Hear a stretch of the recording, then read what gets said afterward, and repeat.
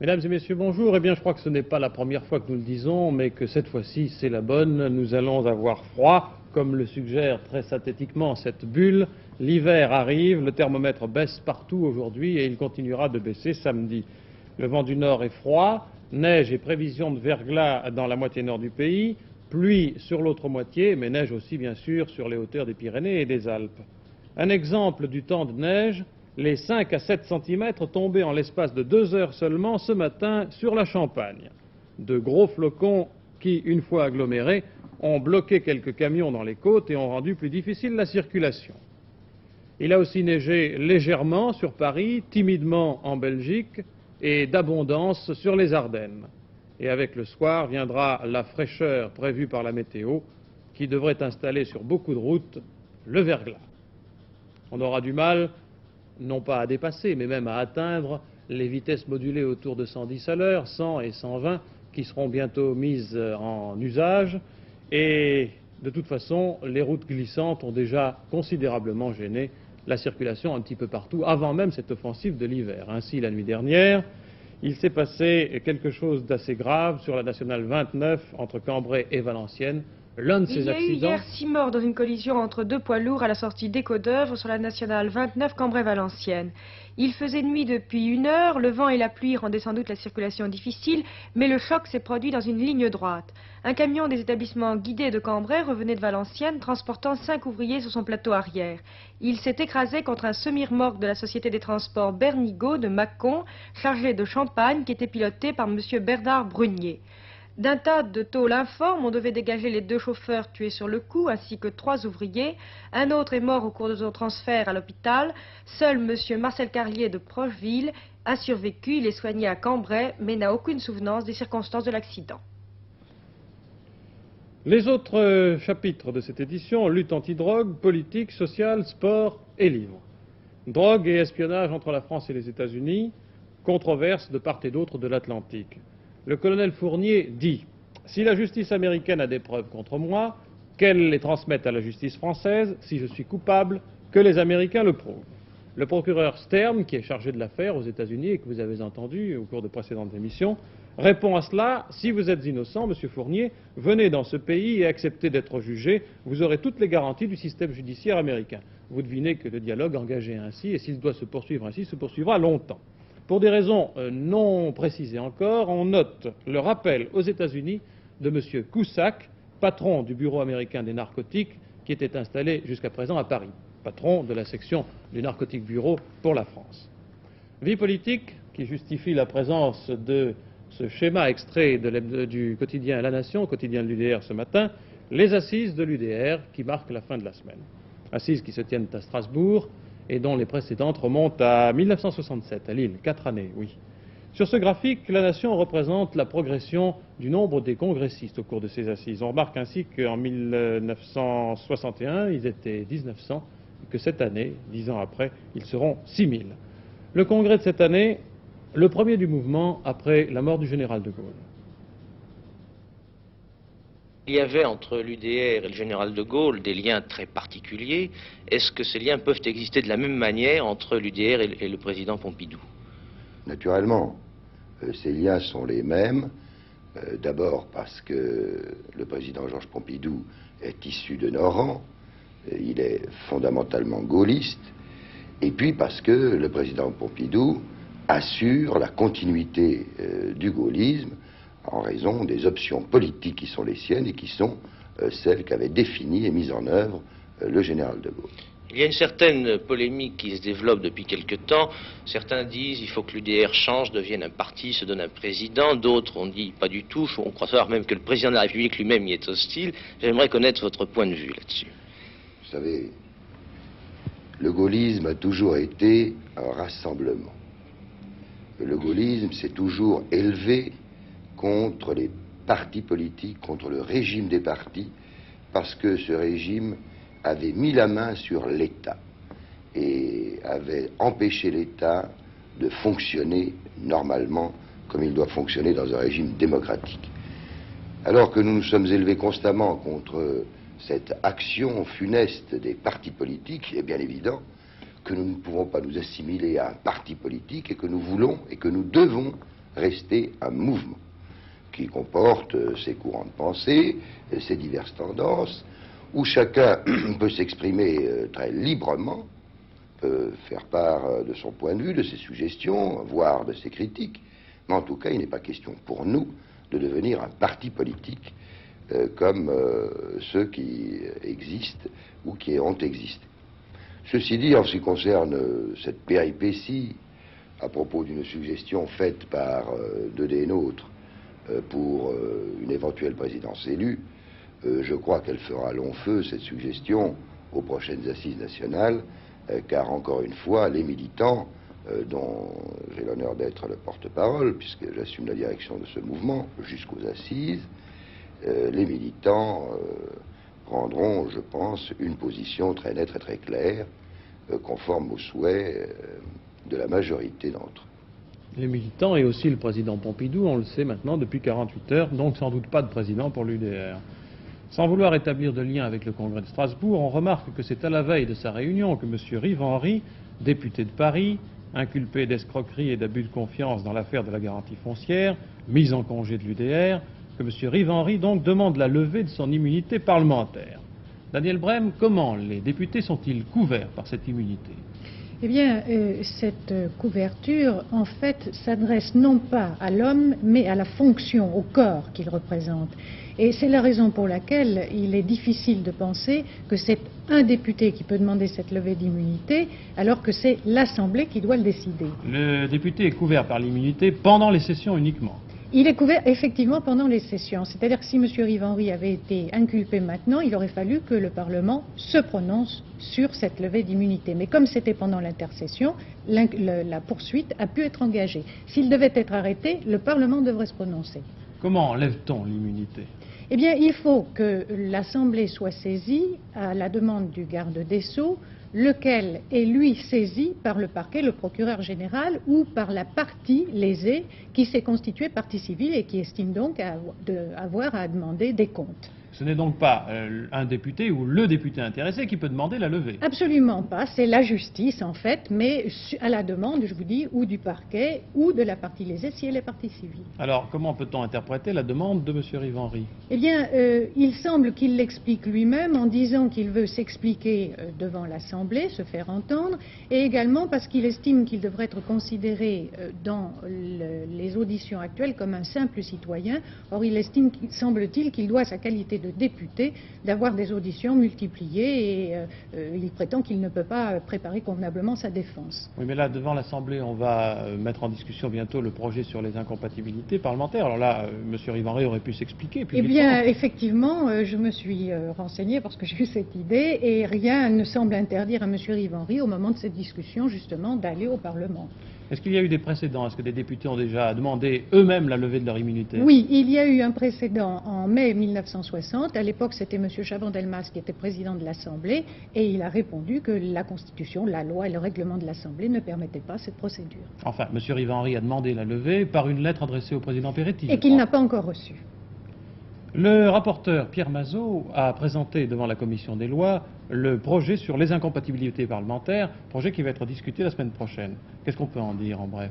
Eh bien, que ce projet sera adopté, que le rapporteur a expliqué qu'il n'apportait pas d'amendement parce qu'il savait que le gouvernement ne les accepterait pas, mais qu'il faisait tout de même deux réserves. La première, si on poursuit dans cette voie, on risque évidemment d'empêcher un certain nombre de catégories de Français d'accéder au Parlement et on risque effectivement de faire de la profession, enfin de faire de la fonction plutôt de député un métier. Un métier en soi. Exactement. On serait député, on ne serait plus architecte, non, comptable.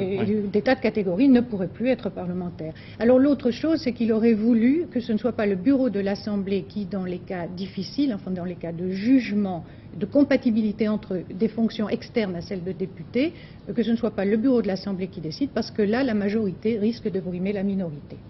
Merci Daniel. Dans le domaine social, on va vers un accord en ce qui concerne la marine marchande. En effet, les éléments d'un protocole ont été approuvés par les parties hier. On est maintenant passé à la rédaction de cet accord qui, une fois adopté, mettra fin à la grève des officiers. Grève qui retardait notablement les départs de beaucoup de navires. À Fréjus et à Saint-Raphaël, conflit autour de l'implantation de commerces de grande surface. Depuis le début de la semaine, des petits commerçants faisaient grève de la faim.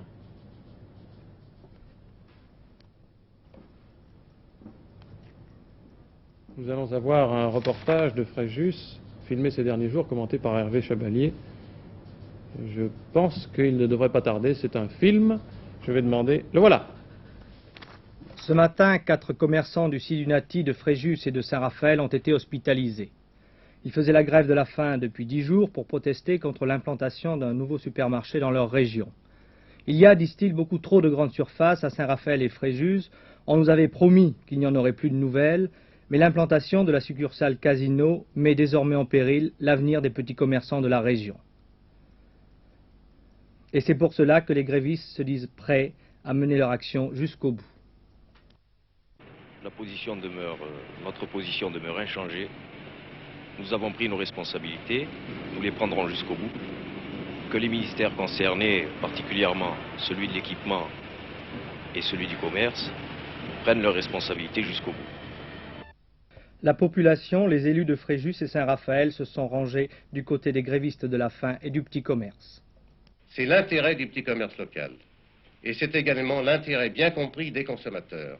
J'ai demandé à monsieur le préfet de m'obtenir un entretien à Paris avec un représentant du ministre de l'Équipement, un représentant du ministre du Commerce et également un représentant du Premier ministre qui pourrait éventuellement arbitrer s'il était nécessaire. Mais en attendant ces arbitrages parisiens, les petits commerçants varois commencent à s'échauffer. Hier, 2 membres du Sidunati ont été appréhendés alors qu'ils venaient de briser la vitrine d'un magasin de vêtements à Saint-Raphaël. D'autres attentats du même genre ont été commis ces jours derniers contre des commerçants qui n'avaient pas éteint le soir leur vitrine, comme le demandait le Sidunati, en signe de solidarité avec les grévistes. À Paris cet après-midi, le ministre des Affaires étrangères de Bonn, M. Walter Schell, il rencontrera M. Schuman, consultation trimestrielle régulière, mais aussi le président de la République, et cela à l'Élysée, pour préparer le prochain sommet Pompidou-Brandt et pour fixer sa date. On voit ici M. Schell entre les deux chefs d'État. Ailleurs dans le monde, le Sénat américain, revenant partiellement sur sa mauvaise humeur après le vote d'admission de Pékin à l'ONU, le Sénat rétablit, mais pour une période intérimaire seulement, les crédits concernant l'aide à l'étranger. Au Cambodge, contre-offensive des gouvernementaux autour de Phnom Penh, 10 000 hommes, fantassins et blindés, engagés pour desserrer la pression de quelques 2000 Nord-Vietnamiens sur la capitale du Cambodge. Et dans le domaine des transports aériens, accord de compromis entre 24 compagnies aériennes internationales, accord qui est intervenu à l'issue de l'Assemblée générale de l'IATA à Honolulu. Quand on est dans les transports aériens, on va dans des régions agréables et on arrive à un compromis. Le tarif le plus bas pour un voyage aller-retour Londres-New York, voyage individuel, sera de $200, c'est-à-dire de 1100 francs, au lieu de 272, c'est-à-dire 1500 francs actuellement. Puisque nous en sommes aux finances, je vous signale en bref qu'il y a une légère hausse du cours de l'or à la Bourse de Paris, que nous aurons la liaison avec Jean Arvidange vers 13h30. Maintenant, nous passons au sport avec Alain Bilouin, en commençant par la victoire de Cassius Clay sur Matisse, une victoire acquise comment, Alain? Oui, eh bien, c'est une victoire qui a été assez difficile, et le moins qu'on puisse dire, c'est qu'elle n'a pas été très convaincante. Cassius Clay, eh bien, nous allons voir maintenant les images de ce match, que je vous propose d'ailleurs de suivre les dernières péripéties. Nouveau donc, mais très petit succès de Cassius Clay à Houston face à l'imposant Buster Matisse, 130 kg. Clay, alourdi, n'avait pas sa vitesse d'exécution habituelle. Il a tout de même infligé 4 knockdowns à Matisse dans les 2 dernières reprises. Voici d'ailleurs le premier knockdown à la 11e reprise.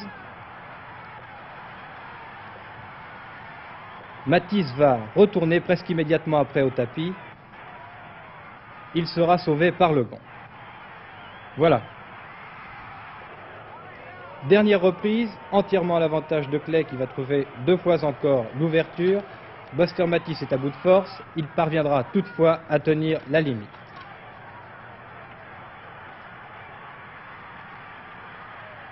Quant à Clay, ce succès au point n'a manifestement rien ajouté à son prestige. Rappelons que ce sont des extraits du match et qu'il n'y a pas eu ces 4 knockdowns l'un après l'autre, parce que sans ça, je crois que l'arbitre aurait dû arrêter, arrêter la reprise. Rugby à 13, jeu à 13, les Kiwis sont en forme. Oui, les Kiwis sont en forme avant leur 2e test match contre la France à Carcassonne, dimanche prochain. Ils ont d'ailleurs nettement dominé hier une sélection française à Albi. Cette sélection a néanmoins très bien résisté pendant la première mi-temps, puisqu'elle menait 6-5. Les Français allaient même mener 9-5 au début de la seconde mi-temps grâce à cette action d'Alfonso qui a débordé sur l'aile. Voilà l'essai d'Alfonso qui aplatit, mais l'essai ne sera pas transformé.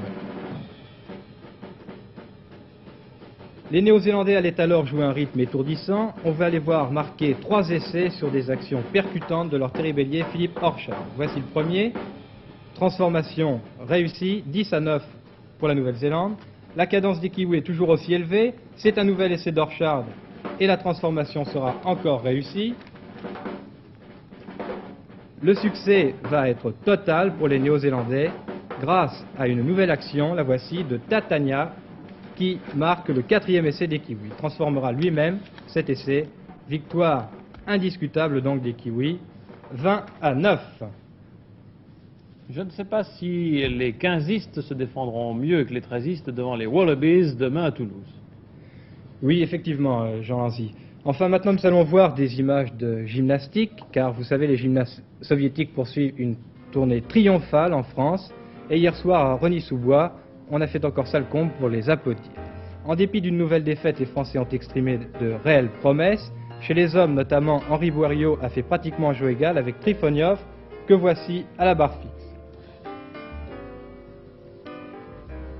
Henri Boeriot, 19 ans, au ralenti, un junior de Montsolémine, il s'est classé 2e derrière Trifoniov et c'est sans doute le grand gymnaste français de demain.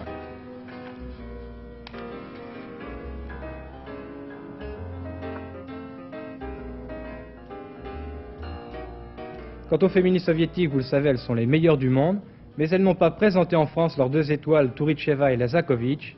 En revanche, Karatseva, que vous voyez ici, est peut-être maintenant au niveau des meilleurs. Autre confrontation franco-soviétique? Oui, hier soir, un match de volley-ball opposé à Coubertin, une sélection universitaire soviétique, au PUC, un commentaire de Jean-Pierre Drasguc. Le PUC recevait en effet son homologue universitaire soviétique, le club de Bourevestnik. Bien sûr, il n'était pas question pour les pucistes de rivaliser avec les talentueux soviétiques, dont l'équipe masculine, ici à gauche en sombre, est virtuellement constituée par les joueurs d'Alma-Ata, vainqueur de la Coupe d'Europe des champions, avec pour leader le fameux attaquant Kravchenko, vedette à part entière du team du RSS. Comme à Nogent-sur-Marne, vendredi dernier, les pucistes n'ont pas pesé bien lourd devant un tel adversaire, malgré un très bon 3e set très disputé. Victoire finale des soviétiques en 3-7, 15-3, 15-6 et 17-15. Chronique littéraire maintenant, la chronique d'Étienne Laloux à quelques jours des Grands Prix. Hebdo-livre.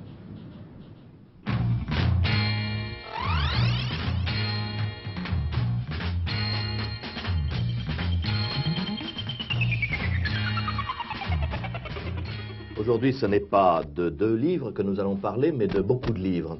En effet, j'ai avec moi, à 3 jours de la proclamation des prix Goncourt et Renaudot, Armand Lanoux, vous le reconnaissez à sa moustache, Armand Lanoux qui est un des jurés Goncourt, et Luc Estan qui est lui l'un des jurés Renaudot. Alors, nous allons essayer de faire un peu le tour des livres qui sont en piste pour ce nouveau prix Goncourt et ce nouveau prix Renaudot, et puis peut-être un peu de voir ensemble les problèmes que vous avez cette année. Est-ce qu'il y a des romans en particulier qu'on cite des 2 côtés? Je crois, enfin la presse en a déjà fait état, il y a des romans, des titres qui émergent comme ça.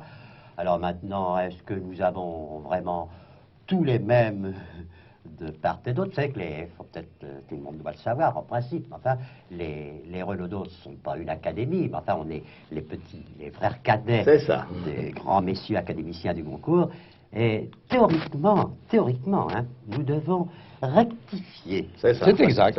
C'est exact. Eux font des bêtises. C'est l'intention. C'est l'intention. Oui, ça a été un jury de correction, comme il y a des maisons de correction.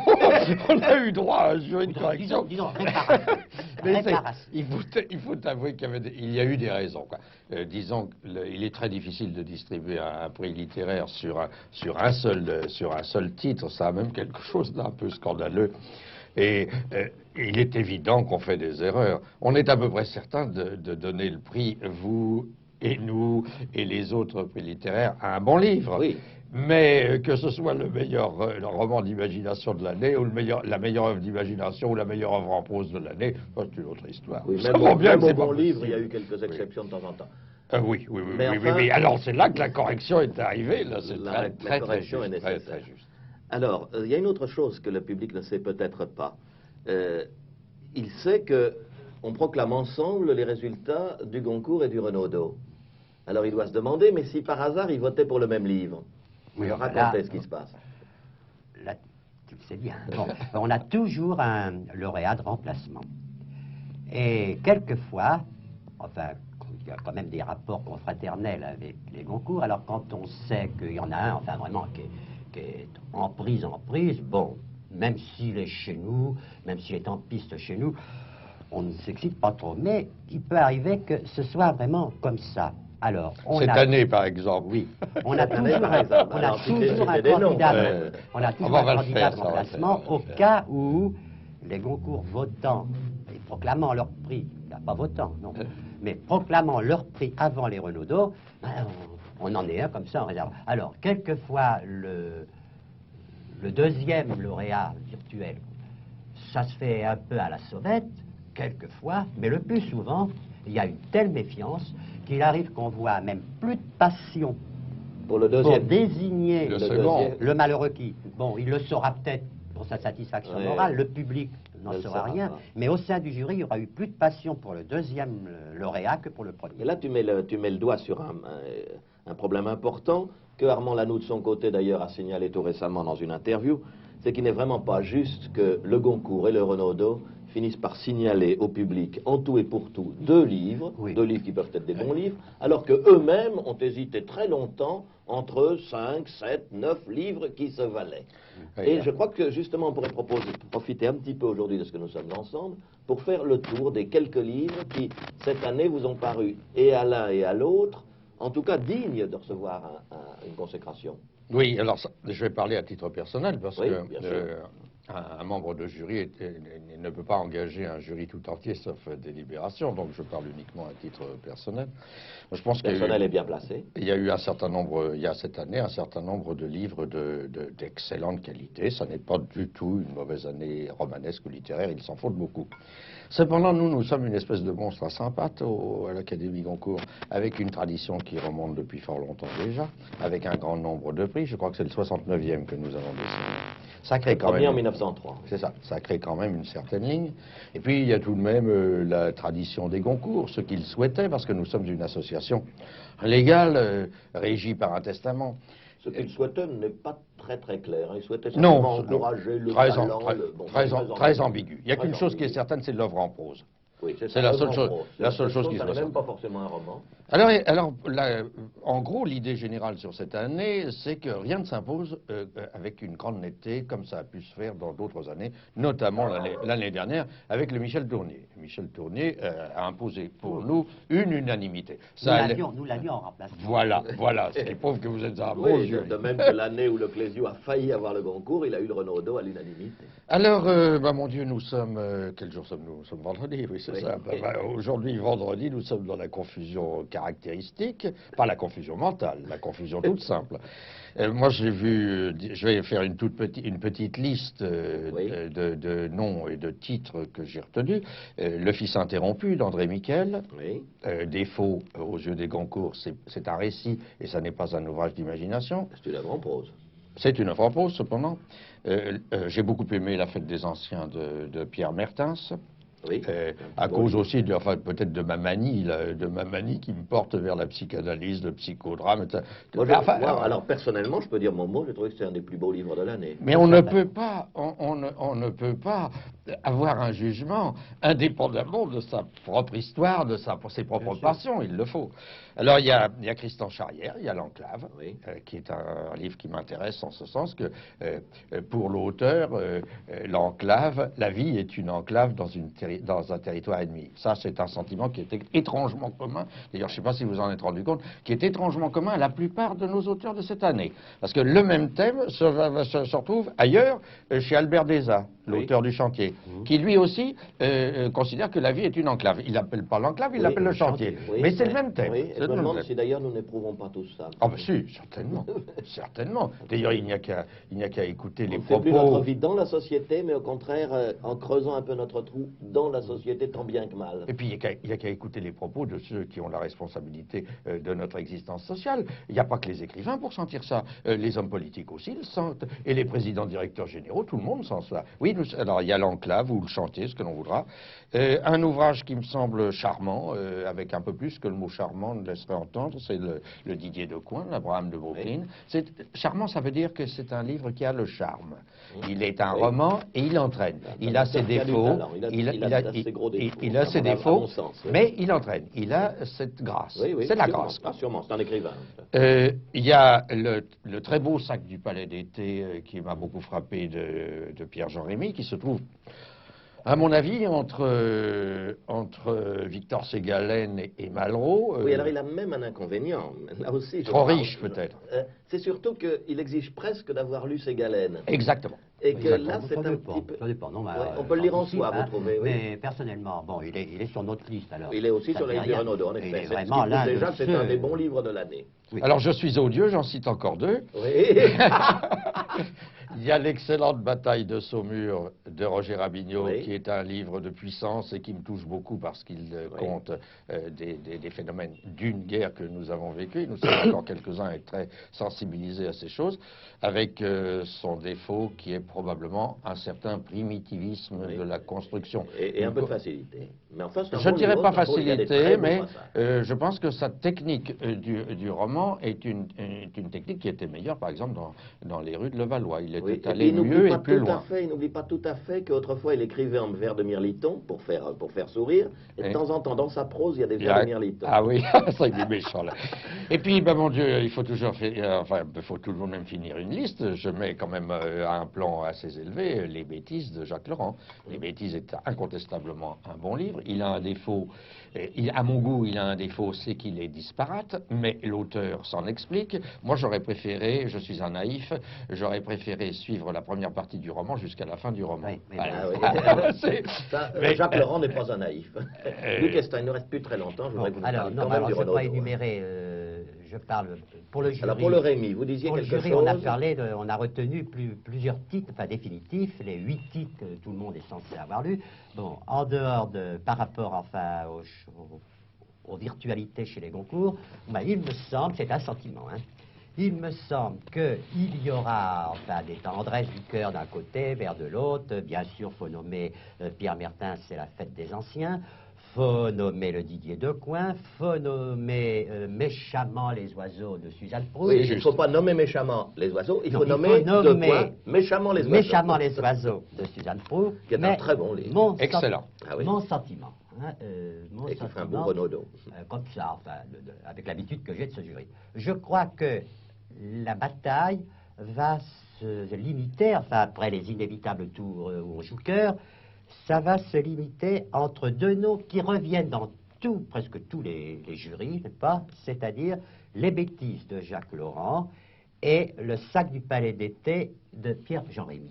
Vous pensez que c'est vraiment entre ces deux-là que ça va se jouer? Je crois que c'est entre ces deux-là que ça va se décider, et ce sera curieux parce que, enfin, je crois que n'importe qui, parmi les membres du jury, tel que je peux sentir les choses autour de moi, pourrait aller vers l'un ou vers l'autre avec une égale bonne conscience littéraire en mettant les différences.